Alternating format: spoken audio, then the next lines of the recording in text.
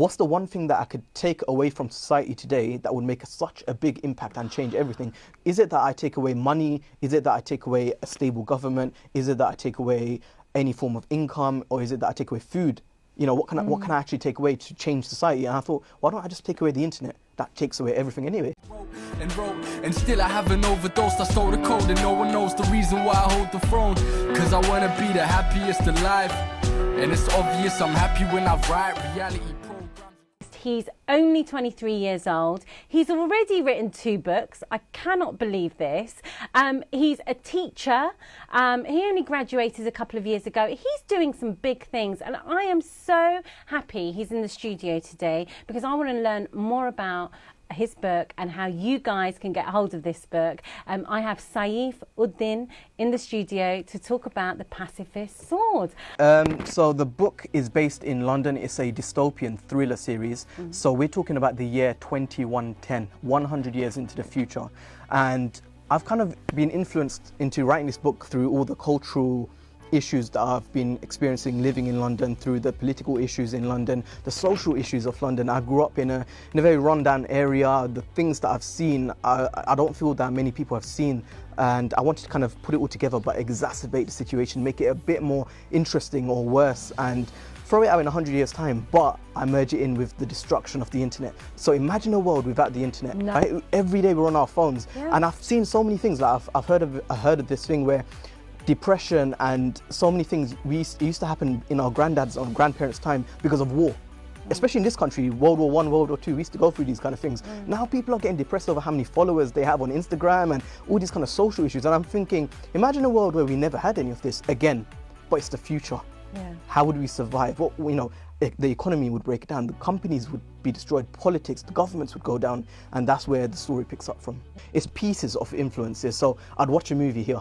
Movies is a great way for me to kind of get a lot of influence. Then I'd read this book, and I think reading George Orwell's 1984, watching V for Vendetta that came out based in London as well, and then hearing about things that are on the news and things that I'm experiencing in real life. When you piece all those things together, that's what gave me the inspiration for any book. The more I see and experience and listen to and watch, the more, whether it's outside, externally, all of these kind of things play a big factor. Let's talk about the character Arthur. Yeah.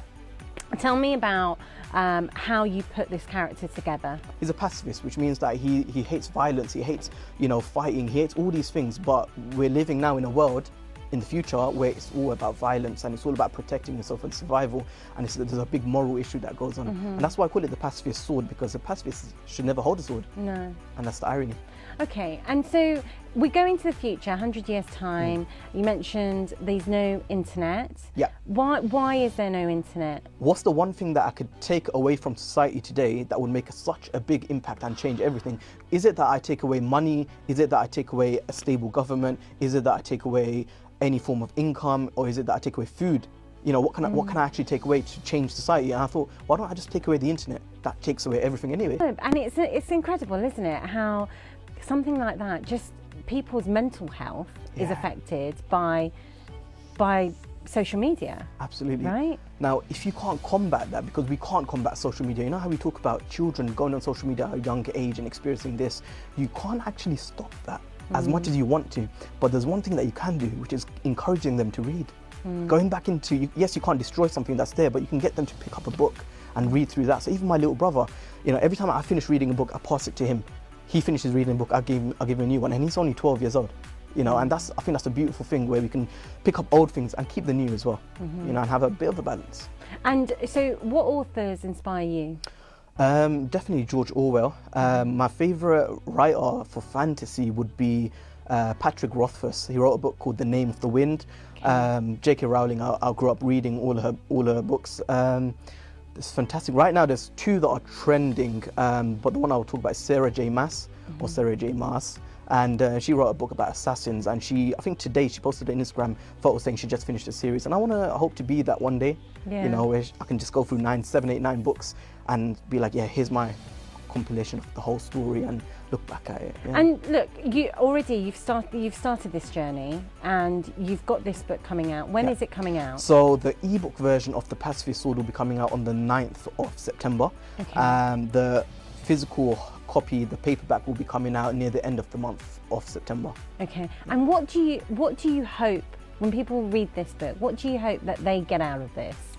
An appreciation, simply an appreciation of the different issues that are going through each character's mind mentally, but also what's around them today. We should be looking at this book thinking how fortunate we are today to have the internet, to have these kind of things, but are we using it in the right way? Every day we're going on the internet, we're only using maybe 4 or 5 apps on our phone, we're only going on maybe 4 websites. Yeah. That's it. We don't really use the internet properly. Well, it's a tool to learn so much. Exactly. But the thing is, like you said, I mean, it's great that you're a teacher as well, and Yeah. I can sense, you know, a lot of your creativeness has come from also teaching, and it sounds like you want to bring out the issues that we have in society in this book and Absolutely. how we tackle it. It's the same way I teach, because I teach history and I talk about all these things that have been happening in history and these challenges that we've overcome, and I want to, as much as I've pushed that out into my classroom, I want to push that out in the form of writing as well, and you'll see a lot of historical elements in my writing and in my book, and it should be fun for the readers. Yeah. And before you go, because we are running out of time, if you could give some advice to young people right now who don't know how to go about putting a pen to paper and putting their thoughts on, what should they do? Okay, the most important thing, this has come from a learning, because as soon as I got to university, I stopped reading, I stopped writing, I stopped everything. The most important thing is perfection only comes after completion. Don't worry about writing the most perfect thing. Just write anything and perfect it. You only have to perfect it afterwards. You can't write. There is no writer that writes the best things first time. Wow. So you've got to write, finish it, and then work on it.